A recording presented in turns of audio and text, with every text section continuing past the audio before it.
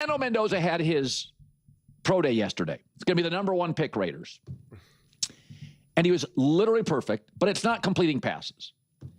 I saw Louis Riddick and a couple others on the internet talked about this. He literally announced the routes his receivers would be running before because he wanted to make sure that all his receivers were showing to the NFL scouts they know how to run the route tree. And he literally told everybody, okay, this is what we're going to do on this play, because he was so self-aware and wanted to ensure that he didn't get all the love, that people there saw how great his wide receivers were. Folks, you were looking at Peyton Manning.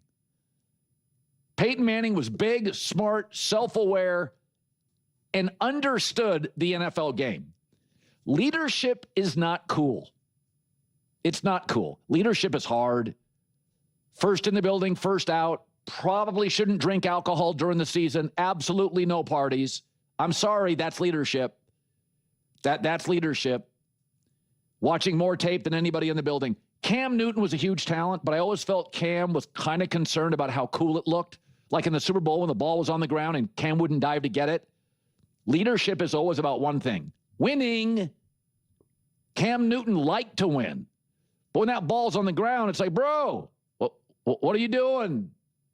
Don't worry about what you look like. A lot of people want to be quarterback. They love being quarterback. But do you love being quarterback because it's about winning and doing everything it takes to be a winner, which is giving teammates credibility, which is telling scouts, this is the routes we're going to be. I want you to watch this guy in the route we're going to be running. No, bro, they came for you. And there's been a lot of quarterbacks. Kyler Murray, I could add the list. Jay Cutler was a guy like, dude, stop being cool. Stop worrying about being cool. Are you about winning? Not about what the image of quarterback is, but what the reality of it is. And sometimes the reality of it is cringy. I love Sam Darnold. Sam Darnold was 20 in New York City. Small town kid in California. He was not ready for New York. And I love Sam. And Sam's a mature guy, but Sam would acknowledge to you, I wasn't ready for it. I was 20 years old. It was the big city. It was New York. And there are significant sacrifices you have to make as a quarterback. And there's just certain guys that come into this league. Like I've said before, the hat on backwards thing. I could care less if you're a wide receiver, a safety, a Mike linebacker, a guard, a tight end. I don't care. I do not care. But if you're a quarterback on Wednesday and you're representing a franchise and behind you is the bank sponsor, turn that puppy around. Yeah. Listen, Colin, everything Colin is saying is actually incredibly accurate. And some of these takes that Colin gives, I know some people are resistant to them, right? The kind of idea of the type of person you should be and blah blah blah. I know some people are going to be upset with the Cam Newton comparisons and whatnot. You'll be happy with the Peyton Manning comps, that's for sure.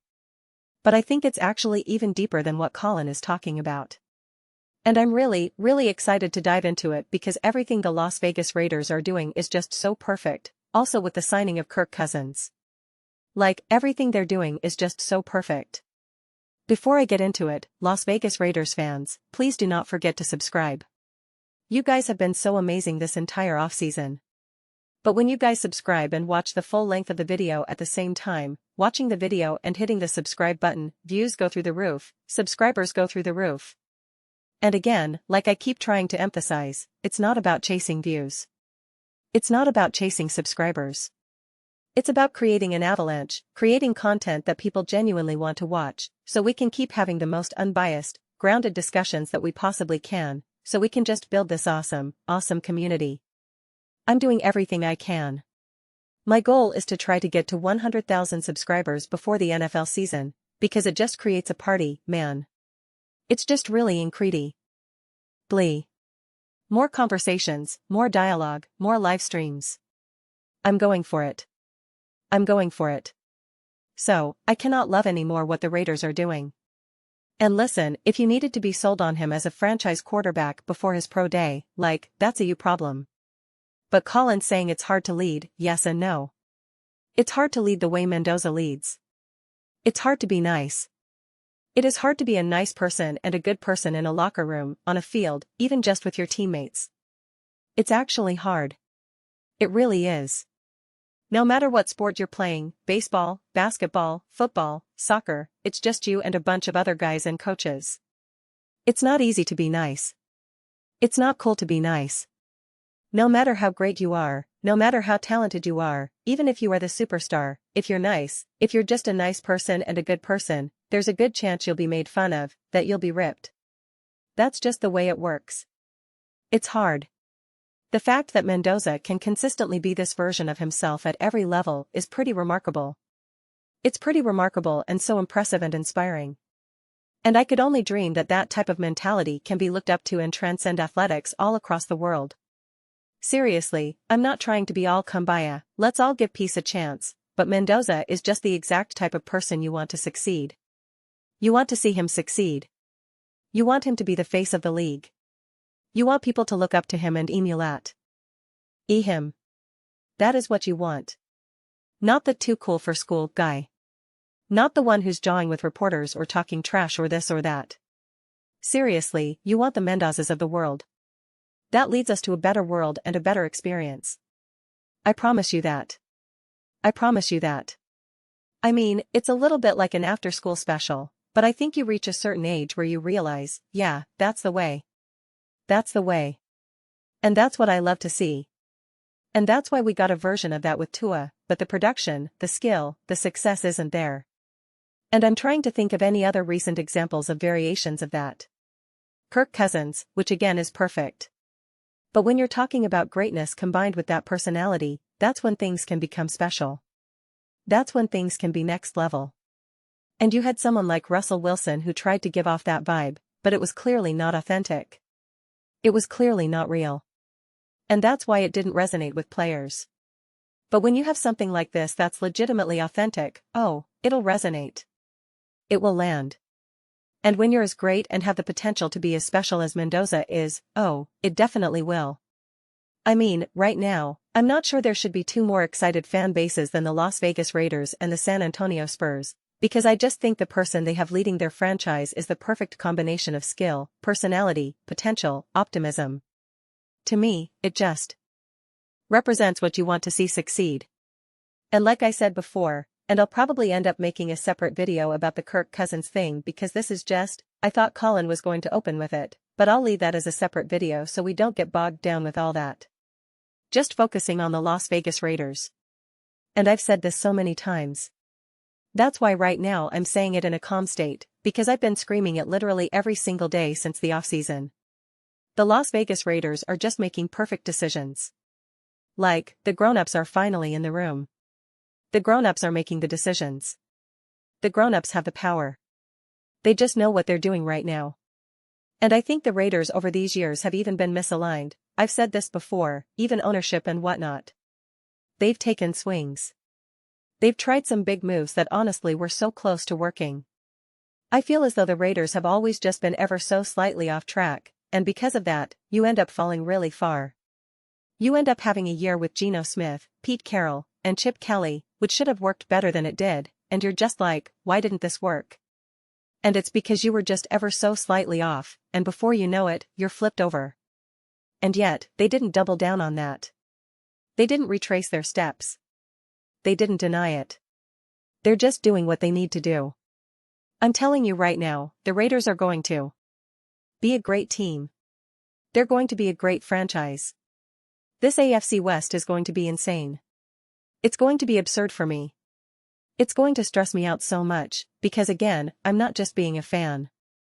I'm not going to cheer for the Raiders no matter what.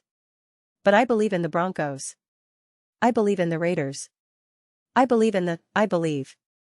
And so it's going to be genuinely stressful to watch these games, because I'm just going to be like, oh man, I don't know what to do here. I don't know. It's hard when you believe. Believe me, it's harder when you believe in teams and then you're watching them play each other, and you're trying to figure out what's the truth of the game. What's the reality of the game right now? What are you actually seeing? It's a lot easier when you're biased. When you're just like, no, Broncos are trash. Chargers are trash. Chiefs all the way, that's easy. When you're watching games through that lens and you filter everything through that lens, the analysis and breakdown is really easy. It's really straightforward. So I'm already stressed about watching some of these games, Because I'm just like, oh man, we're going to be working overtime to try to figure out what's the reality of the situation. Who was the better team? Who played better? Did some of the mistakes average out? What's the accuracy of this moment? And I'm excited for it, because I'd certainly rather watch that than whatever the heck we got last year. I mean, there was no analysis what? Seeing the Chiefs play the Raiders, that's for sure. And the Chiefs fans were angry about it, and I don't know what to tell you. So, I've said this before, Mendoza's personality, you see how optimistic he is, how excited he is, how passionate he is, how kind he is, how genuine and real. That's how every single Raiders fan should feel. You should be feeling whatever Mendoza is feeling right now. You really should. That's the level of optimism, excitement, and positivity. It should be the cheesiest, corniest, cringiest thing out there. And it should be unapologetic. You should be unapologetically positive with what's going on with your franchise right now. Again, you're bringing in Kirk Cousins as well. You've just got it all right now. It's hard to imagine a team on a better track. I'm not saying they're automatically going to be on top in this and that, but in terms of the moves they're making and the distance they can travel, I don't think there's another team that's higher than that.